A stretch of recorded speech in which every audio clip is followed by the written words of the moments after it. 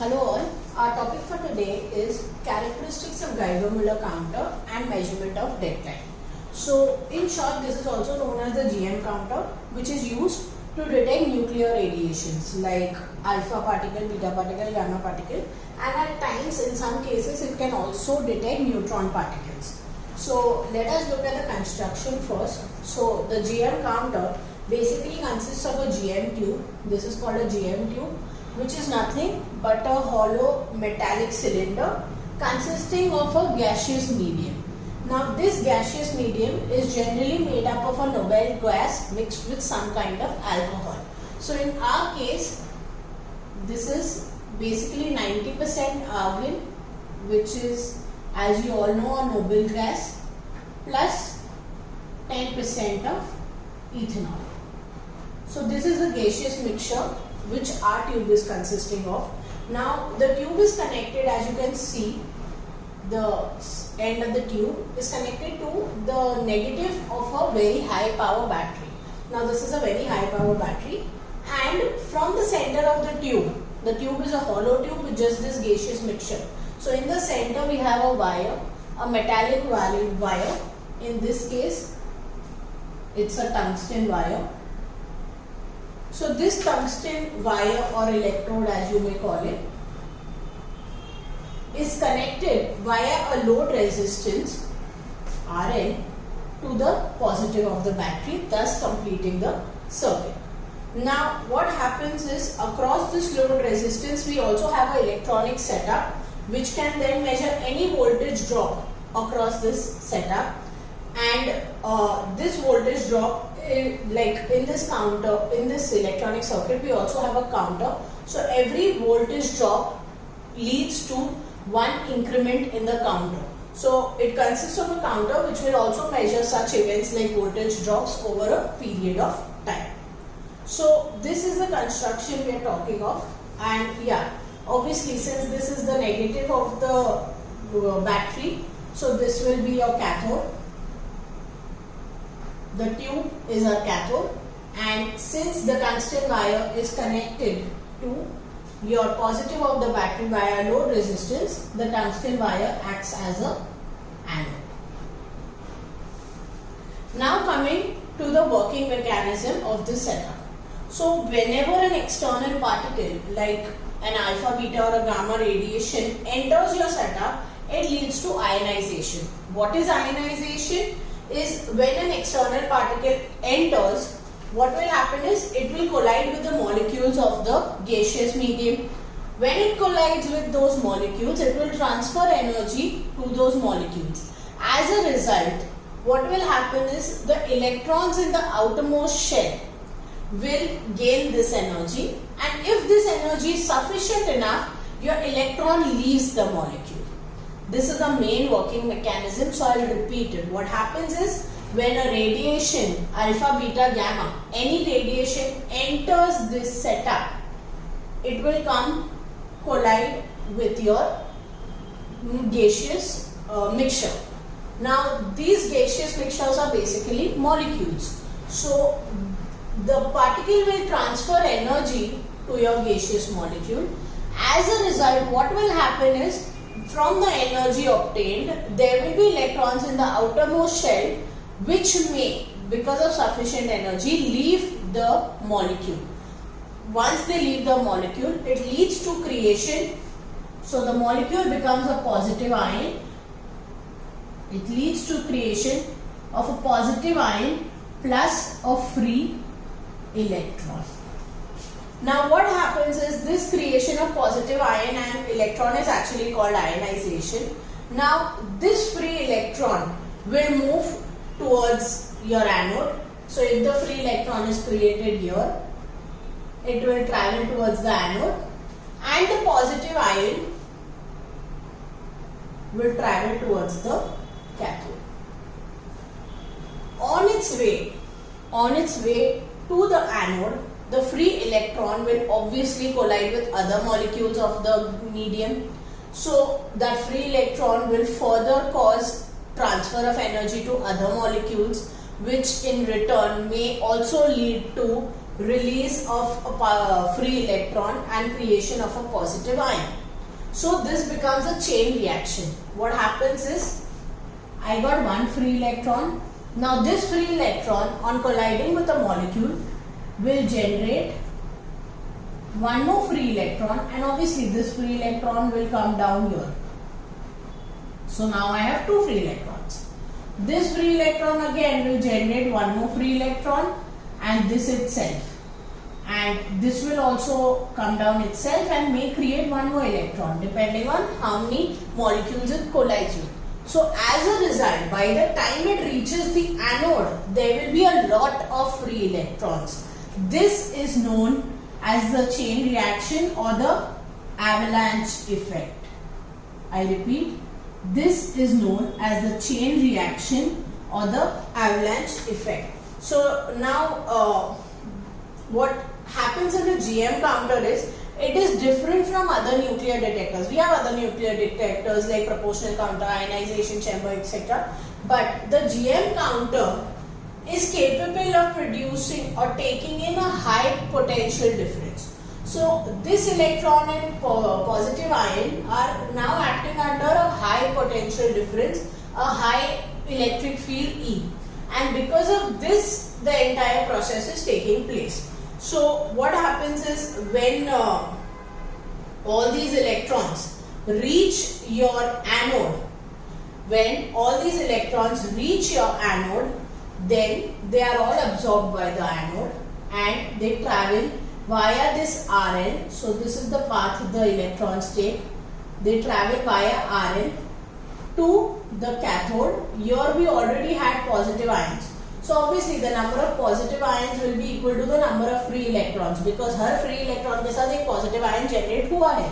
So they will all come back here and recombine with the positive ions, thus bringing the entire setup back to its original state. So we started with, you see, like what I may call it a neutral state.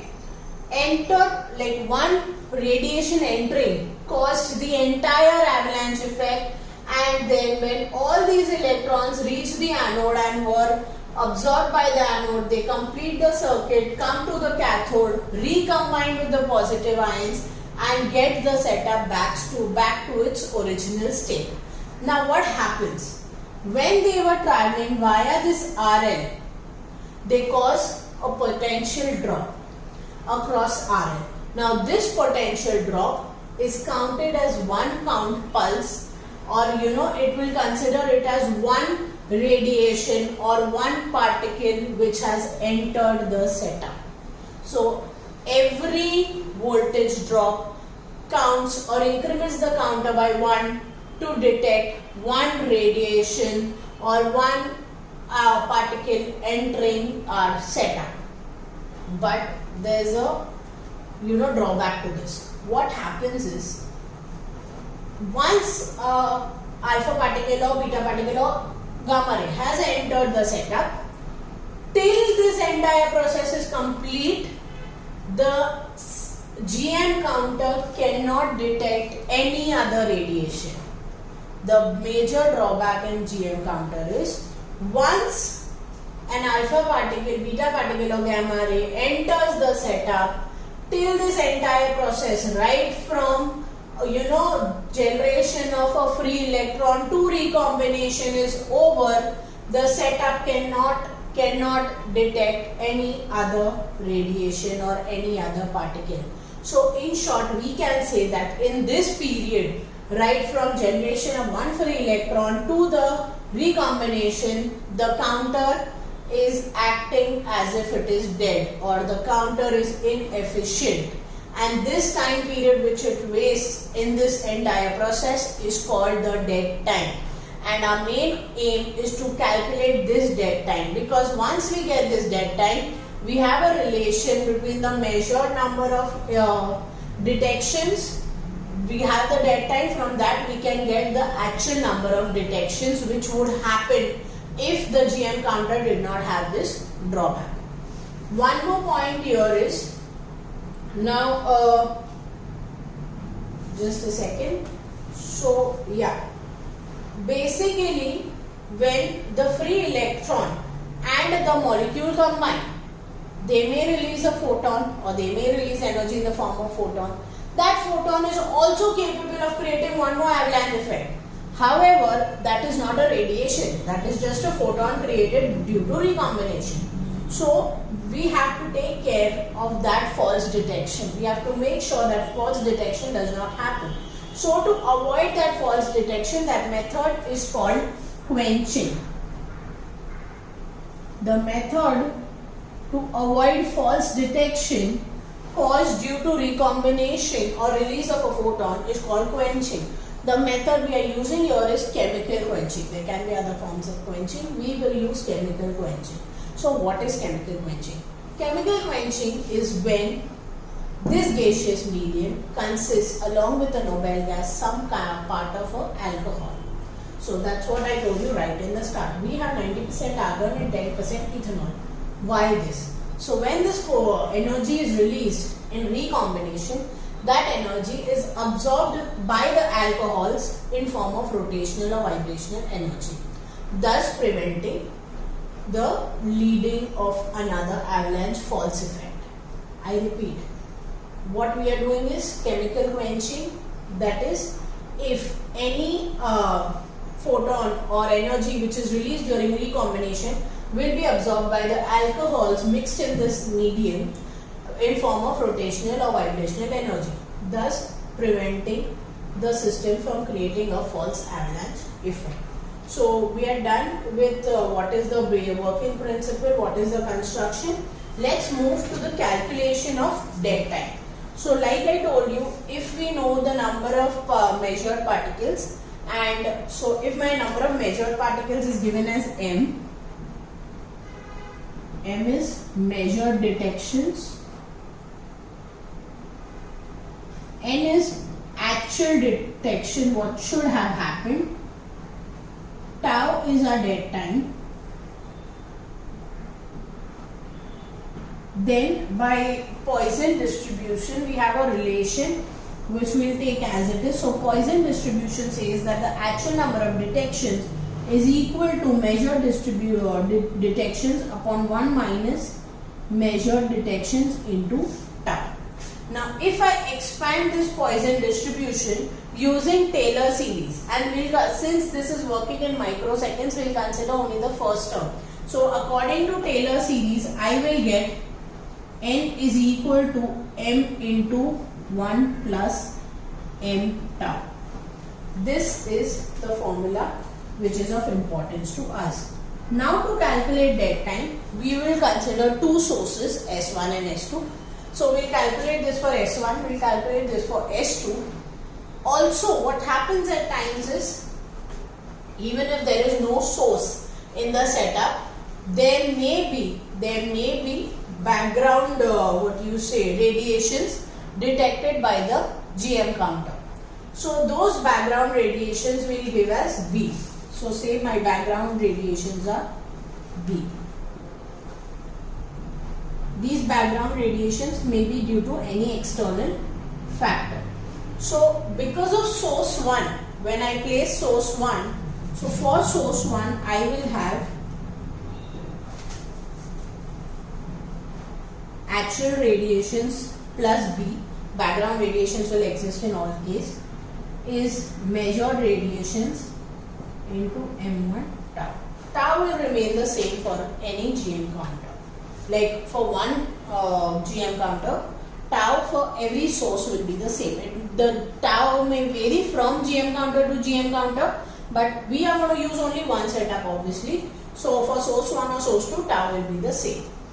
Similarly for source 2, also I will get now N2 plus B is equal to M2 into 1 plus M2 times tau. I will take one more reading where I will take source 1 and source 2 together. So I will keep both the sources together. So if I am keeping both the sources together, radiations due to source 1, source 2 plus background. Obviously the background में उतने ही होंगे because time period उतना ही है. It will not become 2B. Now this is equal to how many we've measured. So using both the sources, this is a measured. It will not become M1 plus M2. What we are measuring is, like, we don't know because of source 1 or source 2. Yeah, one important point. GM counter cannot differentiate कि उसने alpha particle detect किया, beta किया या gamma किया है. It will detect all as just a radiation. It does not know which particle it has detected. So the total, when I've kept both the sources, what is the total measurement I've got? Into 1 plus M12 tau. Now, if you calculate, like, you know, if you're going to take N1 plus B upon N1, N2 plus B upon N2, N1 plus N2 plus B upon N12 is equal to this, and then carry out all the calculations to measure tau, you will get finally tau is equal to, now obviously this will cancel out and all N1, N2, B and all of that. So you will be left with M1 plus M2 minus M12 minus B upon M12 square minus M1 square minus M2 square. So this is the relation which gives us the dead time. You can carry out the calculations if you wish to. This is what you will get. So now let's move to the experimental setup. Okay, so as you can see, this is the experimental setup. We will place our source of radiation in these blocks, any of these. But one thing you have to keep in mind is, if you are keeping your source 1 at this block given here, so there are spaces 1, 2, 3, 4, 5, 6 and so on. So if I am keeping it on the 4th or the 5th space, then even source 2 has to be kept at the same distance, and the combined source also has to be kept at the same distance, because with the number of distance, like how the distance varies, the number of radiations detected also changes. So every source has to be kept at the same distance from the tube. Now as you can see, this is the hollow tube. Inside this is a tungsten wire and all, as I explained in the diagram, and from here we have this cord going, which is here connected to our electronic setup. This electronic setup is, as you can see, a nuclear counter. We have connected this to a battery and to the source. Now I'll start this, but before starting I want to tell you one point, that the nuclear radiations also are detected. Like I told you, it requires a very high potential difference. So this potential difference generally is of the order of, you know, between 400 to 1000 volts. We won't go beyond that. We'll keep it in between this region. So if you measure below 400, you will not get any detections. Below 400, you will hardly get any detections. So if this is my voltage and this is the count, up to 400 I will hardly get any. This is 400 suppose, so I will not get, or rather I will not get any detections. I will hardly get any detections, or it will look something like this. So I'll draw the graph again, sorry. So till 400 it will almost be on the ground state. At 400 you will start getting counts. So at 400 it will take a sudden rise in the graph, and up to 1000 you will get almost constant readings, a little variation. So this, if you can see, looks like a plateau, and this is called the plateau region. The readings have to be taken in between the plateau region. So if you generally, the plateau starts at 4 or 450, I mean 400 or 450, and ends at 1000. Why at 1000? After 1000 there will be continuous emission of radiation. This readings will go out of, you know, hand, like they will be very, very high continuous emissions, because then we are entering a very, very high voltage space.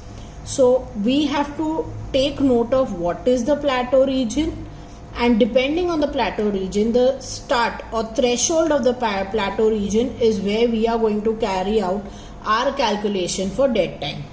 I repeat, the threshold or the starting point of the plateau region is where we are going to carry out our calculations for dead time. So what is most important is first to know where the plateau region lies. Now I am going to start at 400 and run this setup just once to show it to you how it works. But if you actually would have done the experiment, you would take readings at 100, 200, 300, not note it down, but just see at every voltage like where your plateau region starts. And from the plateau region you would go up to 1000 or 900 till you don't see a sudden rise in the readings, that is this continuous emission.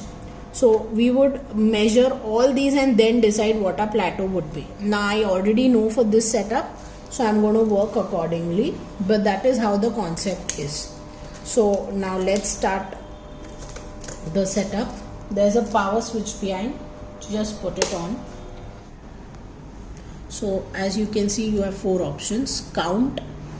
The count will count the number of radiations. So we'll fix a time. Now once the time is fixed, so we can set it to 30 seconds, 60 seconds, 90 seconds. It is in seconds, that's our choice. Once the time is fixed, how much count do we get, how much radiations are detected in that time period is what we'll get on our screen. The next is plateau. So now this setup is an advanced setup. If you start this and leave it for some time, it will automatically tell you where the plateau region lies for this setup. Now I already told you I know for this one, so I will not do this plateau setup, but generally we do this plateau setup. So we'll automatically get from where our plateau starts and where it ends. Next is setup, and you can navigate here using these buttons. So setup is where we'll enter and do our entire setup. So you can view the setup like what already is, and you can edit the setup. So let's edit our setup. The first thing it says is what is your counting time, how much do you want the counting time to be. So you can decrement it, you can increment it, you can increase, decrease, whatever you want according to your choice. I have set my counting time to be 60 seconds. So once I have set that, I will press enter. So this is the new time saved. How many times do you want to run for every value or every voltage? Obviously एक बार में हमें एकदम से perfect तो answer मिलेगा नहीं. So we can say we want 3 runs of each, or we want 5 runs for each voltage. That is our choice. So let's keep it at 3 as of now. Enter. So this is the new run saved. What is the starting value? So you can keep it depending on what the plateau region is, 400, 450, whatever. So I am keeping at 450 as of now. So we set 450. Now it will tell you start counting. Now one more feature this has is recall. So if by chance you've run the entire setup, the reading comes literally for like just a second. If you're unable to, note down the reading in that period, you can enter your recall. You can say what you want to recall, counts, from which, now last time I had run it only for 1 run, so it is 1 to 1.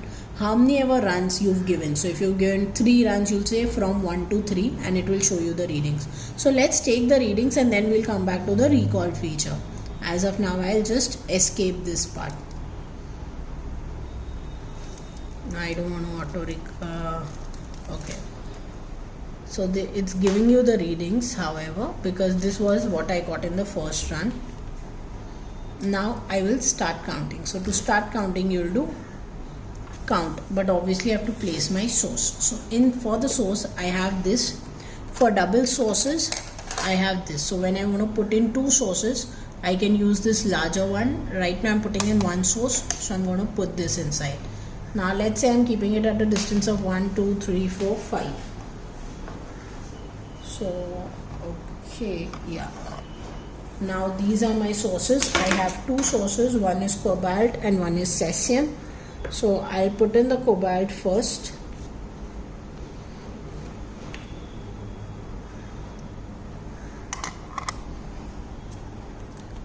And I will say start the count. So if you see, I just have to press enter. Start new run. Yes, enter. It will start So this is the first run. As you can see, I have kept for 3 runs. So R is one of 3 runs. Time total is 60 seconds. It is counting reverse. So it will go up to 0. The minute it becomes 0, there will be a reading. So this is the number of radiations. So in 44 seconds till now we've got, sorry, not 44, we are going reverse. So in 20 seconds we've got this much till now. So you have to keep, you may look around, fool around for 55 seconds. But the last 5 seconds, your eyes have to be here to take care of the reading. You may do all the time pass in the world for 55. But then, because this has a feature to recall, but not every setup has a feature to recall. So in that case, then you lose the reading and you have to do it all over again. So I still have about 15 seconds. 10 seconds I can do whatever. Last 5 seconds are important. So let's see what will get the maximum. 925 was what I think was the maximum, and it has immediately started count 2. That is why recall important, because I'll show you now after the 3 counts how we'll go and check and recall.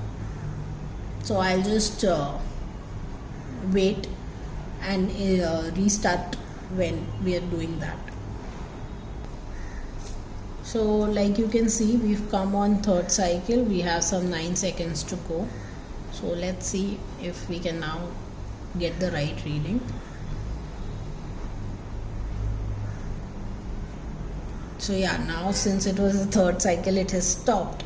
It will automatically stop, as you can see.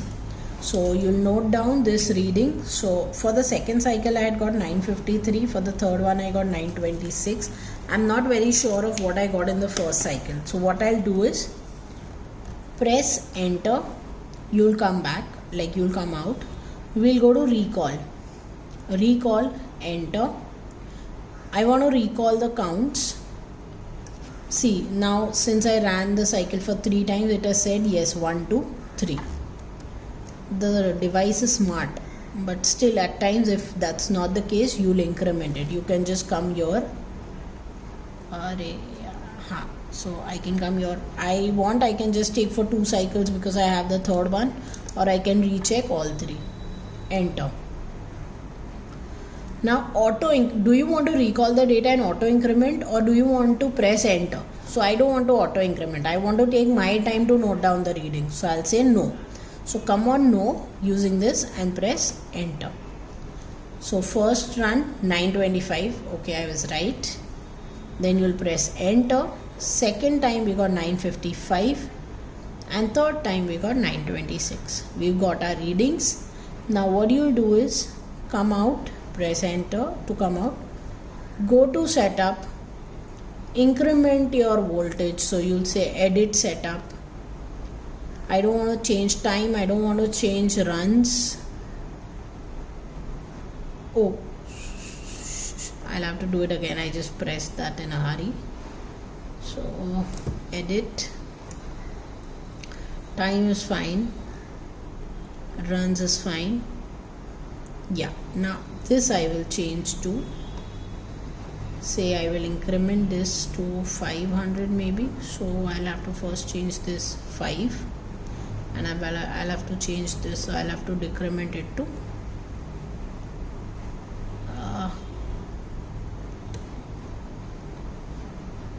1, 0. So we've come on 500, enter. So now my next set of voltage is 500, and I can then start counting. Start run and note down the readings or recall like in the last one. So that's about it with GM counter. Thank you.